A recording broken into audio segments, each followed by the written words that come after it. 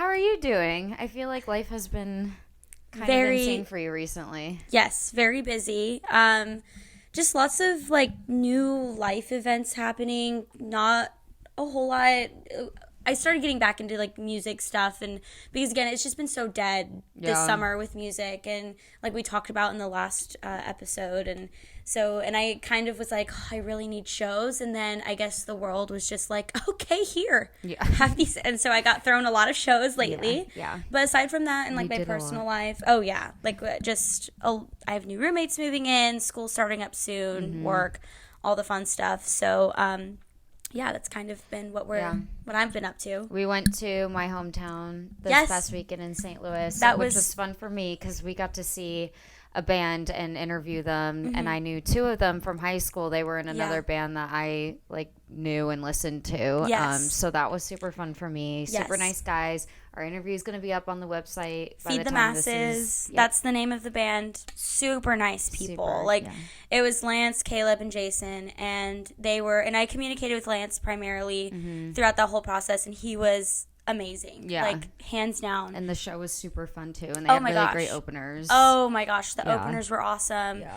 All around, I was really happy that we got to have that opportunity to go to that show, and we got to connect with a few different bands and with a few different people too, and that whole weekend was really fun. It was really a really busy week. Lots of traffic. We dealt with a lot of traffic in and out of St. Louis. And panic attacks. Yes, I feel like because we were on one of those like 2-lane highways that you would expect for there to be like a median where you can turn around and try to go back and avoid that traffic, but there was nothing like that. We were stuck.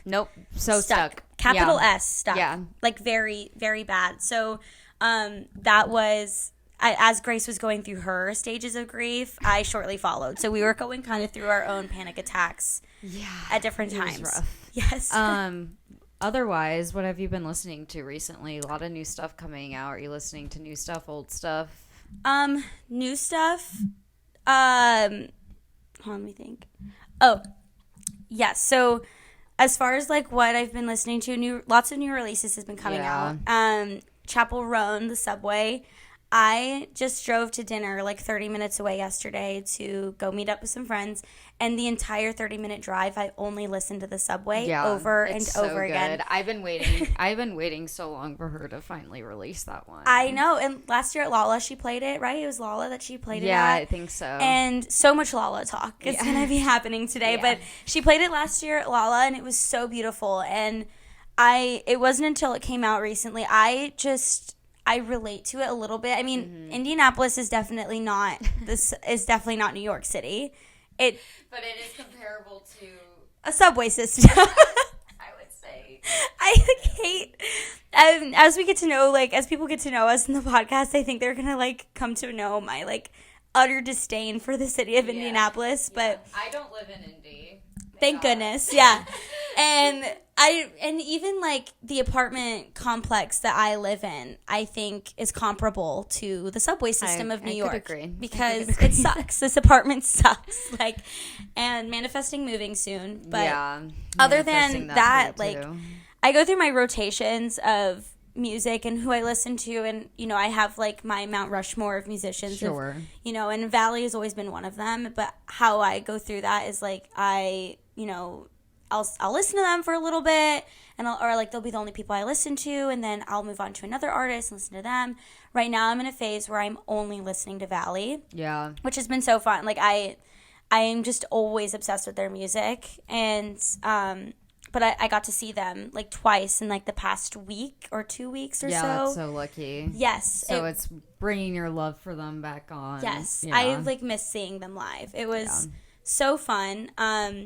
Because we were in St. Louis again for Feed the Masses, and Valley is opening for AJR, and AJR is Somewhere in the Sky tour right now, and they were going to be in St. Louis, and I just like DM'd them, and I was like, hey, like have fun at the show, blah blah blah, and eventually they gave me like a ticket to go see them. That was so cool. So nice of them. So cool to see them in St. Louis. And I ended up talking to a few of the security guards while I was there, and they got me to the front of the barricade. The nice way out there. I did finesse my way into the pit because the tickets they gave me were amazing tickets to see the show. Yeah. Amazing seated tickets. But I was like, I need to be at barricade. A little something to like have the edge. What is it like? A little something to take the edge off. There we go. Yeah. So I was talking to security guards, and they got me up all the way to the barricade. Yeah, and that's so fun. It was just like me and them in that moment. And I told the people around me, I was like, I am going to cut you. I'm going to be here for this set because I know none of you are here for them. Yeah. I'm going to be here for them. Yeah, exactly. Yeah. Or a lot of people were there for Cave Town and Goth Babe. Cave Town was there too. And Madeline May was also another opener, but the majority of the people that were in the pit, at least that I saw, a lot of the people were there for Cave Town and Goth Babe. that makes sense. Cave Town, a lot of St. Louis people love Cave Town because they were really big. Like when I was growing up there, like I remember when they came out. I had no idea who these people were. Yeah. Because then I just photographed AJ. I literally applied to photograph the show in Noblesville, Indiana, because at first I thought that I was going to be out of town this weekend. Yeah. So we thought we were. So I sent in a last-minute request to photograph the show. And I really only sent in the request so that I could photograph Valley. Like, that was why I was there. And, but yeah, so I got to see them again. And honestly, like, when they came out with Water the Flowers, Pray for a Garden, that was an album where I hadn't lost anybody, really. Like, I hadn't gone through, like, a really intense breakup that was relevant to me at that time, and then I did go through a breakup, and then like all those feelings came back of like just going and listening to that album again, and the song like When You Know Someone was on the set list, and I was like all on the verge of tears just like with that song, and listening to it live just in a different context completely changed it for me. So but yeah, so I've just been listening to them. What about you? I've been listening a lot to Post Animal's new album, Iron. It is so good. I haven't really loved their albums without Joe Keery on them, and Joe went back for this one, and it's really good. It's completely different sound from like Joe, like the Joe we know. His sound, it's a completely different vibe. Really? Okay. Because they're a psychedelic rock band. But this one, I mean, they definitely still had elements of psychedelic rock, but it was more than that, and it was really good. And each song kind of told a story, and I think it's my favorite out of all Post Animal's album. I've been a huge Post Animal fan since, I mean, way before Joe started his solo career. I remember you telling me when Joe announced his tour. I think this was back in like maybe April that he announced that he was coming back to the U.S. and adding more dates. I think I remember you telling me that Post Animal that's his like old band. Yeah, and they were performing with them, and I was more excited about that because I'm like, I would consider myself I love Joe. Like he's definitely one of my like favorite artists right now. But Post Animal is like always 100%. Like I've just always listened to them even since high school. So their new album is incredible. I've also been listening to Tyler's new dance album, Don't Tap the Glass. It's very controversial. Some people love it. Some people hate it. Okay. I love it. Because I love a good dance album. Like anything that's like getting me like up and like in my car maybe shouldn't be dancing, but I am. Okay. Right. And that's also caused me to listen to a lot of old Tyler recently. Like Paul, my fiance, he has a vinyl of Flower Boy, so I've been putting that on because it just is making me listen, because I also watched his whole Lala set live from my apartment. How was that? So good. I was like on the couch dancing, and Paul was like, it's like, get it, girl. He was like, he's so supportive. Paul is the definition of supportive fiance. He's just like hyping me up, and I'm like, it was so much fun. I was like, oh God, I wish I was there so bad, but he did a great job at Lala, but he played a lot of his old stuff, so it was making me want to listen to Flower Boy. So I've been listening to Flower Boy a lot, and Don't Tap the Glass, and Post Animal's new album. Yeah. Well, speaking of new releases, we kind of like talked about the Subway, Post Animals, Don't Tap the Glass. Yeah, there's been a lot to come out since we last talked, not even just this week, but like past weeks, like the band Camino's new album, which has been really, really good. Like pleasantly surprised. Aiden Bissett's album, I'm loving too. I mean, I just love him. I'm really mad at the band Camino right now because they are doing a tour before tour. Because venues that they're playing for the Never Always tour that's coming up soon. It's in these, like, larger capacity venues, which is, like, super awesome for them. But the tour before tour, they were like, we miss small capacity venues. We just want to, like, play in a shitty dive bar. Yeah. Like, that's what we want to get close to you guys. It's so smart. I love that idea. Awesome. I was driving to Chicago on Wednesday last week. I was driving to Chicago for our show. We went to go see the Criticals. And as I was driving, they announced, they were like, Chicago tickets for the tour.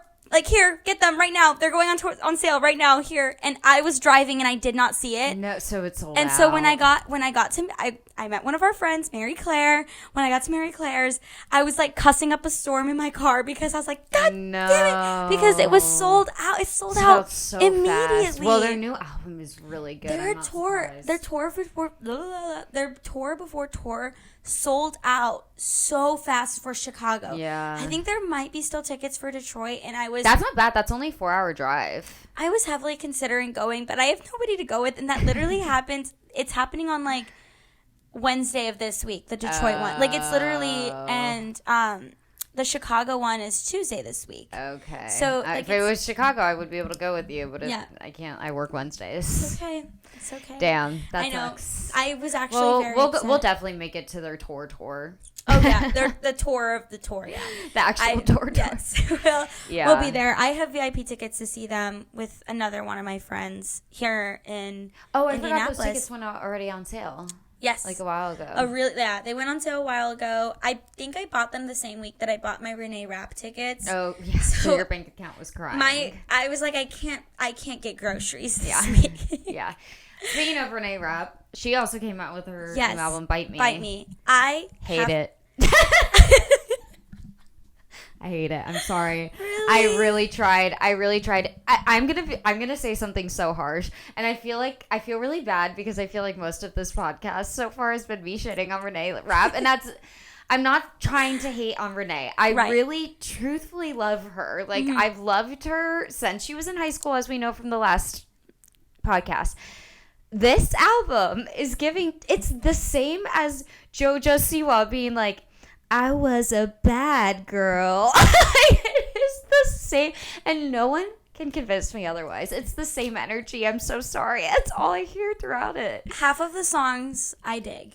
There was one that I liked, and I even forget what it was called. The other half, I'm trying to do it. I listened through it once. Yeah, I listened me too. through it once. I listened through it once. So I think I need to go back, re-listen, look at the lyrics, because I listen to a lot of my music whenever I'm driving in my car, because I'm always driving places. Yeah. So obviously when I'm just like sitting in my car and I'm driving somewhere, I'm not reading the lyrics. Yeah. So I think I just need to sit down, tackle the lyrics, listen to it. Her lyrics are always really good, usually. There was one lyric, hold on, in one of the songs, and I'm going to find it actually right now. It might be easier if I pull out my phone. Is it the equivalent to, I was a bad girl? Yes, it was. And maybe, do you know which one I'm talking about? I don't know, because I didn't listen to the lyrics that intently for this literally at all. All I'm saying is some of them were giving that. Some of the lyrics on this album were giving, from what I could tell, I was a bad girl. I did some bad things. And I didn't like it. I really thought that she was going to be over the theater kid voice, and I still am hearing the theater kid voice. Really? Yes, I still hear it. And I'm going to say one thing, no hate to my theater kids, because I know a lot of my theater friends are watching this because I was a theater kid. But all of my theater friends love this album, and I'm just saying that tracks to me. I say we bully the theater kids because I'm just saying my theater friends that like only listen to Broadway, like that's all they do. They don't really listen to pop albums. They love this album. Okay. Take with that what you will. No hate to my theater kids. I love you. I love you people more than anything. I love the theater community, but I'm just saying it says something that all of them are obsessed with this album. I'm trying to find.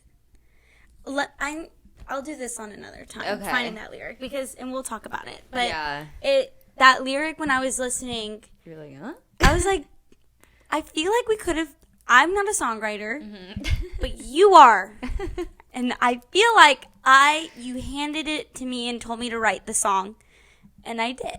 And then this was the product. So it's just like, it wasn't great. I love her. I still love her, but I'm going to her tour. I'm really excited. Yeah, you are going. I was looking, and it will be great because she is a theater kid, so she's a great performer. Mm-hmm. It's just we're thinking I can't do this album. I really can't do it. I'm sorry.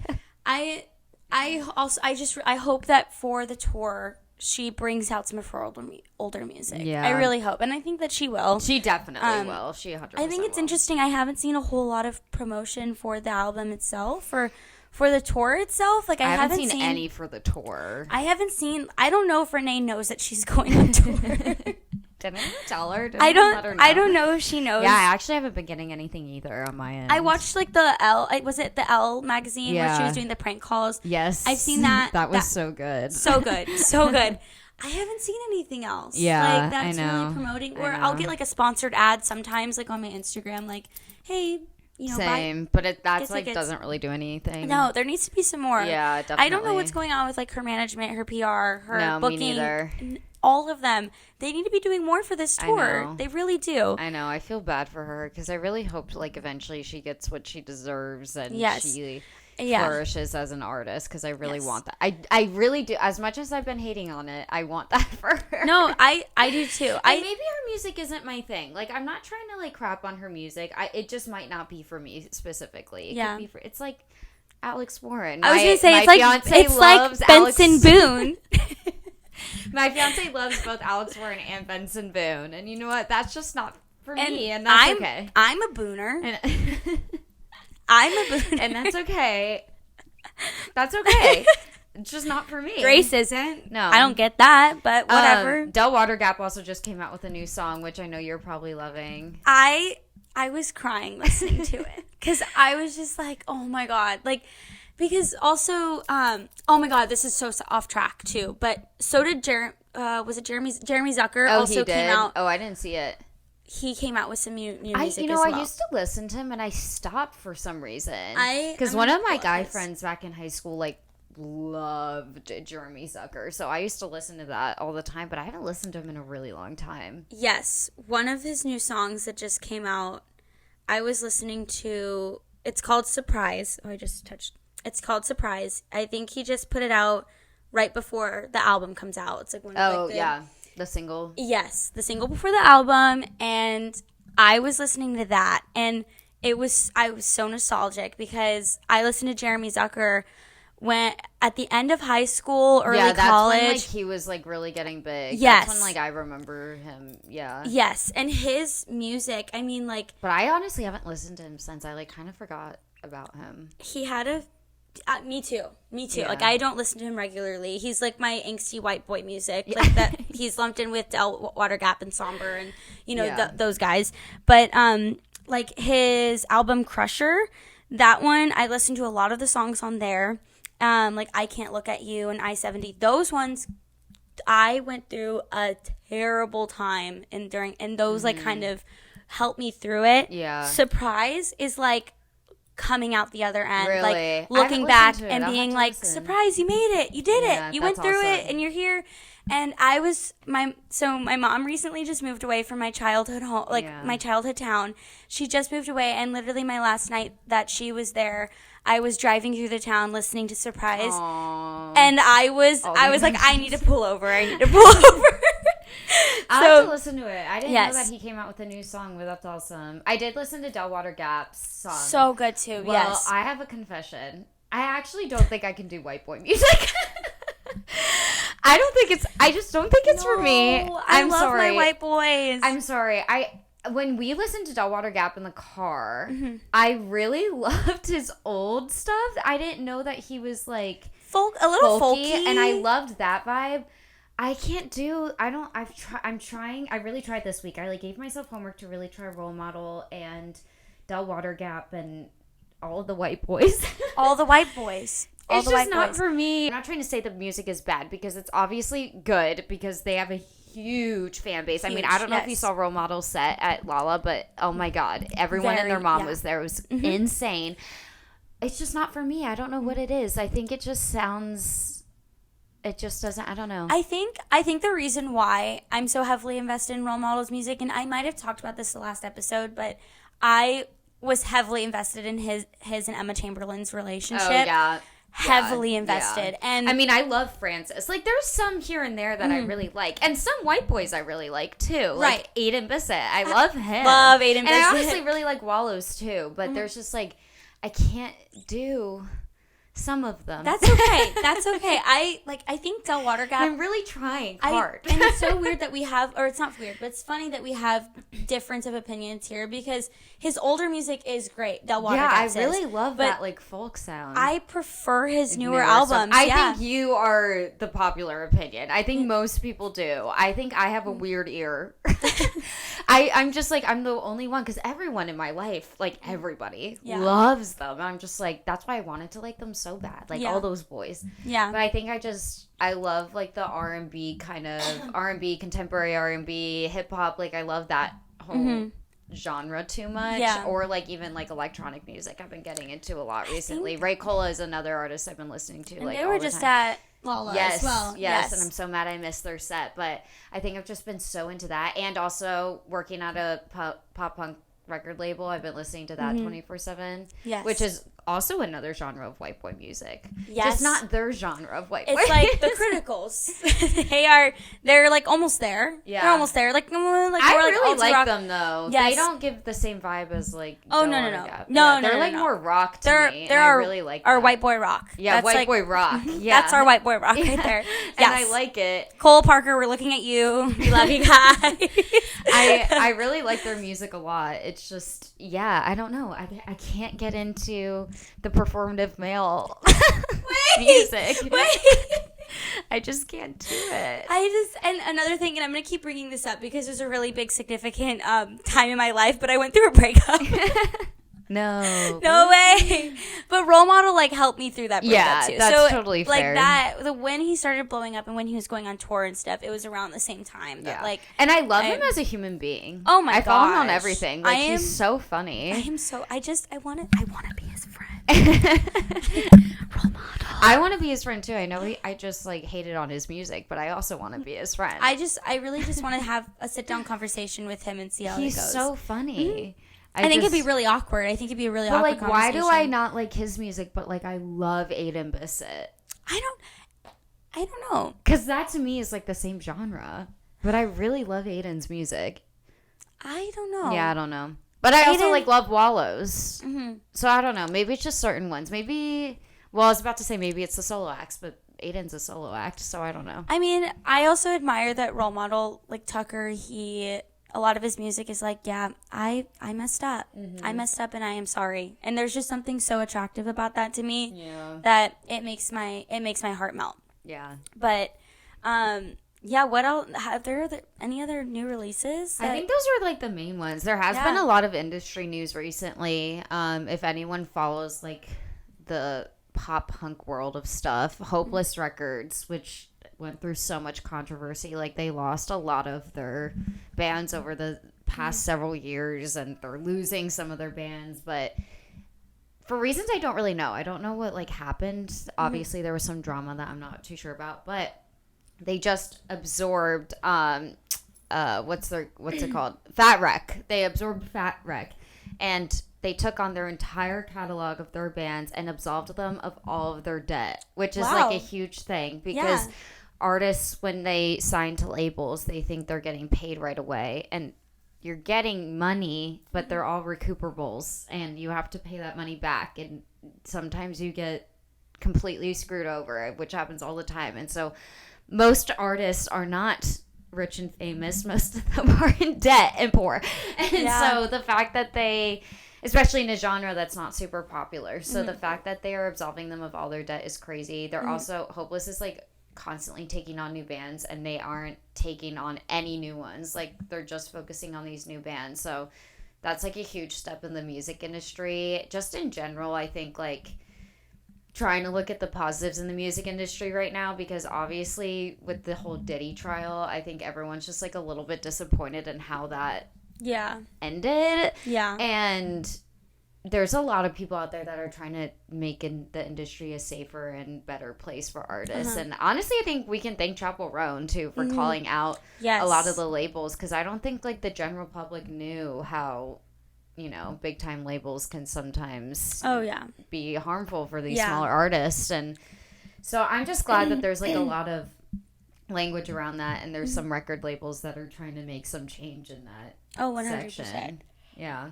I keep yawning. It's okay. I don't think you're fine. That's gonna make me yawn. Yeah, but that, not to get super serious, but I just think it's important. 100%. To, like, bring up right now. But yeah, there's also some lighter news and some stuff that has been going on too. Speaking of role model, he's collecting everybody like freaking Infinity Stones. Like he had Olivia Rodrigo as Sally at Lollapalooza. That was so... Did you read the comments on those TikToks? Because I was dying laughing. That was during his after show, by the way. He had the Dare as his actual Sally. Oh, he did? During his actual set. I didn't see that. The Dare was his Sally during the set. That is so good. I didn't see that. And then his after show was Olivia Rodrigo. Okay. He's collecting everybody. Yeah. Also, fun fact, I don't know if we talked about this in the last podcast or if I talked about this with you privately.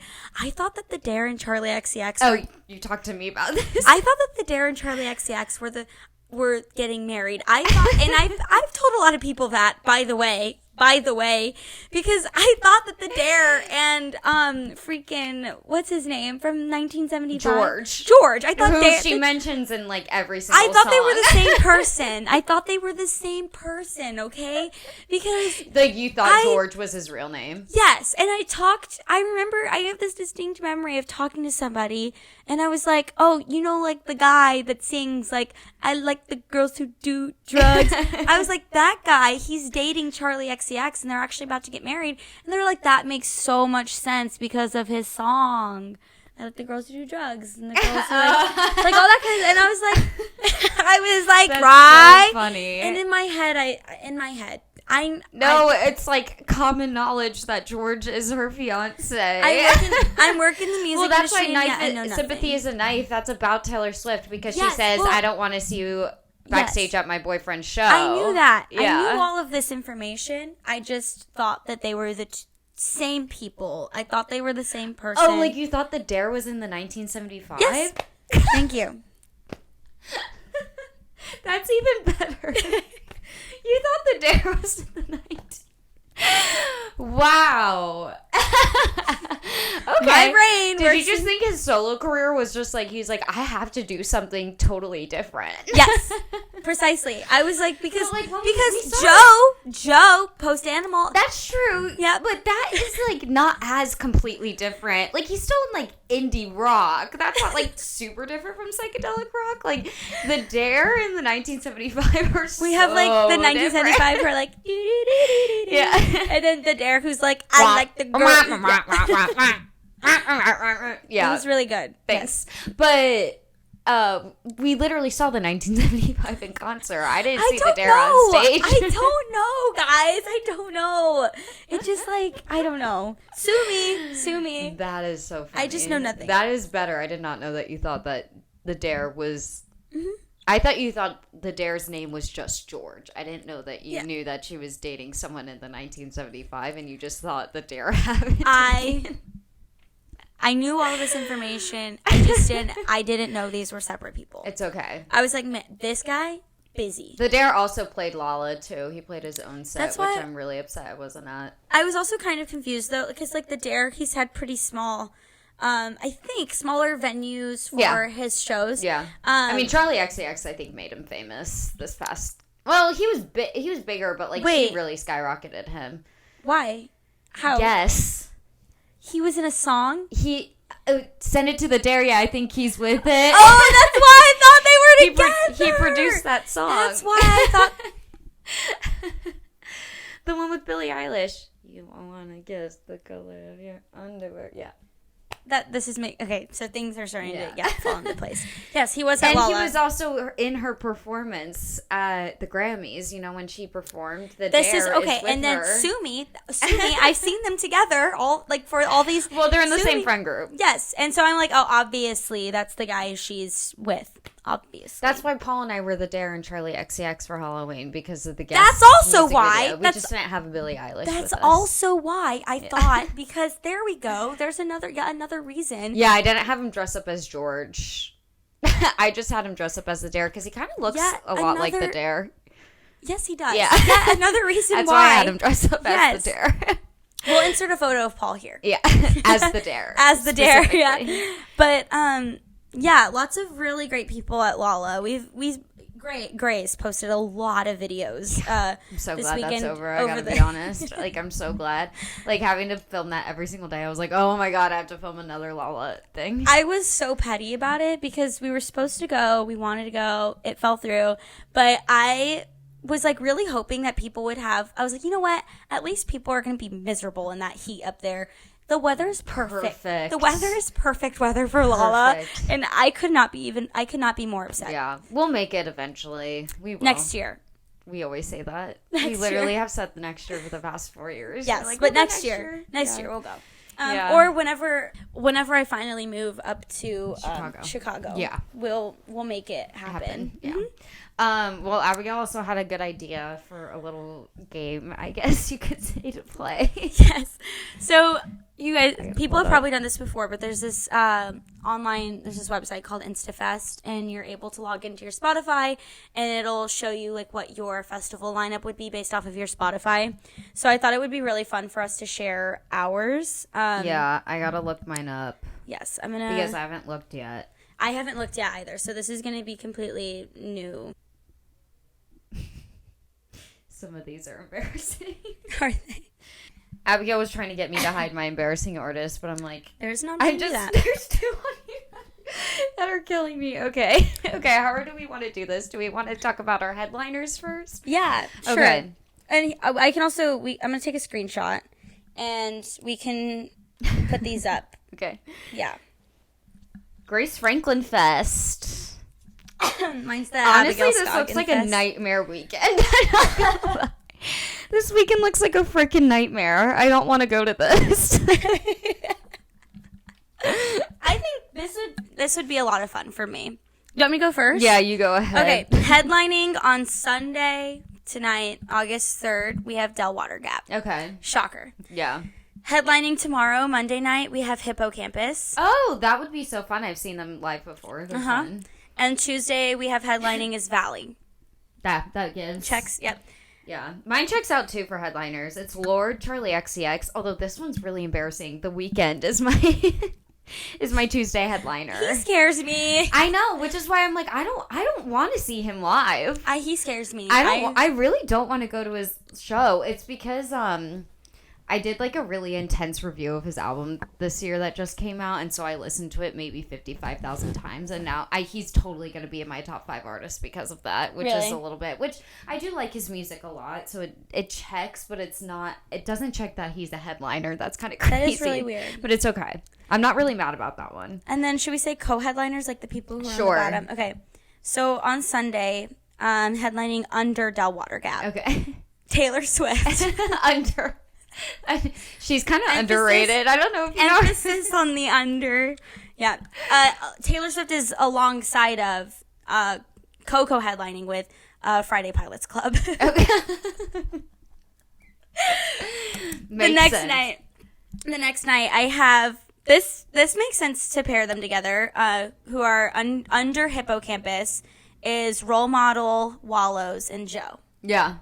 Beautiful. That's great. And then under Valley, co-headlining is the band Camino, Flip Turn, and Bleachers. Awesome. Oh, that's a fun day. I would get tickets for that day. Valley, the band Camino. Oh, and let's do, and then we'll do the smaller artists afterwards. Yeah. So go ahead with your co-headliner. So my co-headliner for my first day under Lord is Pink Pantheress, who I've been loving her. Okay. She's definitely going to be top 5 artists this year for me. And under that, too, is Taylor Swift. Okay, cool.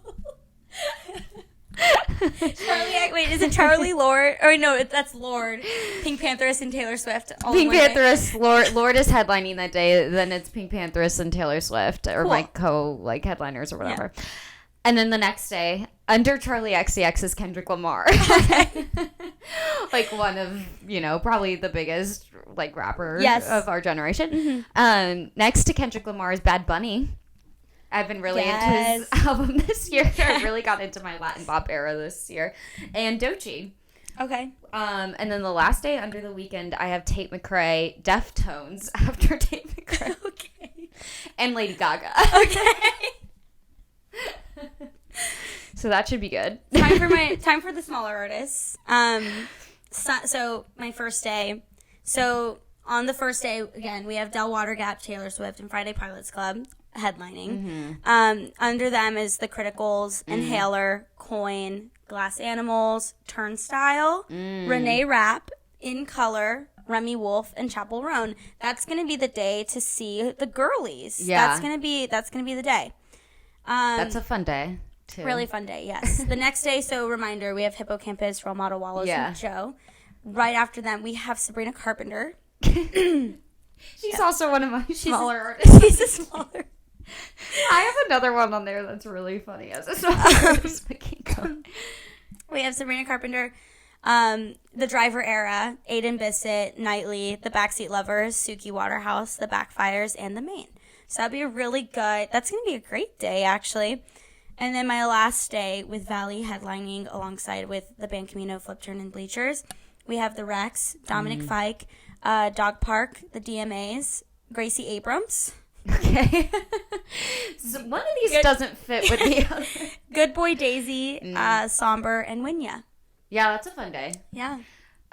Okay. So my first day, so Lorde, Pink Panthers, and Taylor Swift headlining. Sabrina Carpenter as a smaller artist. Joe, Jason Isbell, Cockatoo Twins, Tyler the Creator as a smaller artist. Bruce Springsteen as a smaller artist. Post Animal, Caliuchis, and Kevin Abstract. Okay, cool. And then the next day with Charlie XCX headlining, underneath we have Kendrick Lamar, Bad Bunny, Doechii. We have Midnight String Quartet. Okay. And let me explain. I'm getting married next year. And I'm having violinists play as I'm going down the aisle, and I've been trying to find violin covers. So. But the fact that they're on this is kind of crazy. You need to start listening to that on YouTube. They're on the same level as Sabrina Carpenter. Okay, so anyways, next to them, Flip Turn. And then next to them, Vitamin String Quartet. Okay. And then after that, we have Turnstile, which going from Vitamin String Quartet to, all the string quartets to Turnstile. Have you seen that video of the orchestra playing at this festival and people are like, hold on, I'm going to show you. Oh, they're moshing to the truck festival or whatever. I want to find it now. Yeah, the truck festival. Yes, that is what mine is giving. I'm giving the truck festival right now, for sure. Yeah, having two separate string quartets on here, and I knew that was going to happen too because they keep coming up in my Spotify like Midnight String Quartet just came out with this new song, and I'm like, I don't care. Yeah, that's awesome. So that will be that's like exactly what my festival's about to look like. There was crowd surfing happening. Yeah. So then we have Turnstile and Kalila. And Frank Ocean, which good luck getting him there. Yes. Ethel Cain, which before she was canceled, okay? All that just came out. I didn't know. Yeah. Loved her before that. Now I'm, at odds. It's really sad, but we don't have to talk about that. And then Bon Iver. Okay. And then my final weekend is Leonard Cohen, Quarters of Change, Venturing, the 1975 Winnetka Bowling League, Justin Bieber, and MJ Lenderman. Justin Bieber being all the way at the freaking bottom. Justin Bieber's playing at noon that day. Yeah. I wonder where this will be. I just found out, I was about to say maybe the Indiana State Fair, and I'm saying that only because I found out Babyface is playing the Indiana State Fair, which poor man, hopefully he hasn't been canceled for anything that I don't know about, because I'm going to feel bad for him really quickly, because he was the guy in that interview where those interviewers were interviewing them, and then they were like, sorry, Babyface, Chapel Road. Yes. And now he's playing the Indiana State Fair. We should go and we should just hold up signs. Been a fan for years. I really hope that doesn't mean he was canceled for whatever reason. Yeah, I don't know anything if he's been canceled. If he has, we retract all statements. Yeah, and he deserves the Indiana State Fair. Right, but as of right now, I don't think I don't think he deserves it. But me neither. I guess we'll compare our lists, and I guess you guys should let us know if you want to go to Grace Franklin Fest or Abigail Scoggin Fest. I think mine has a 65% basic score. I don't know what yours has. 77. Which, with all the string quartets, I would think I would get something a little bit more niche. Yeah, come on. But I guess let us know where which one you'd go to. I think mine would be somewhere like, I don't know, like where All Things Go is held, do you think? Like maybe like out in Boston? Is that where they have it? I'm still sticking with Indiana State Fair for mine. I think mine, or maybe even Chicago. Maybe mine's a Mini Lala. Yeah, Mini Lala. Yeah, mine's definitely still Indiana State Fair. I can't explain why, but it is. And now we can understand, too, like why I was so devastated that Lala, for me, this year, it's never going to be the same again. Because right now, Lala is my entire Spotify. Yeah. It is my entire Spotify. Yeah. So, yeah, this is a great lineup for me. I'm excited to go. I wouldn't go to mine. I don't think I'd go. Or if I went, I would just like, I don't know. Like, half of these artists aren't going because Ethel Cain's been canceled. Frank Ocean hasn't performed in forever. And let's just say in a perfect world. With also, mine is starting T because why is Tyler, the Creator, Kevin Abstract, and Frank Ocean all going? Because there's some tea there. They have beef, so I don't really want to be a part of that. I don't think I'm going to my festival. I'm going to be showing up. I'm going to be showing up to mine. It's just like a side project for Taylor. She's just going to do the Indiana State Fair really quick. Yeah. She's bored. She needs a side project.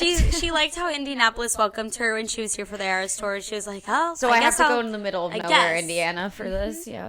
I guess I'll show up for this. Yeah. Well, I guess that's pretty much all we have for today. Yeah, that's all we got today, folks. Yeah. Let us know which festival you're going to. Yes, or if please. You're saying, screw it, I'm not spending a dime. There are a lot of great festivals. My tickets are $400, so. To see the Midnight String Quartet. You know what? I feel like for a 3-day weekend with all these amazing artists, I feel like mine would probably sell for like $450. Yeah, probably. Yeah, I'm still selling mine for $400. I don't care. I think the next podcast though we should talk about all the festivals that are coming up this fall because there are a lot of really great ones coming up. Some good ones. Yeah, for sure. Thank you for watching. See you guys.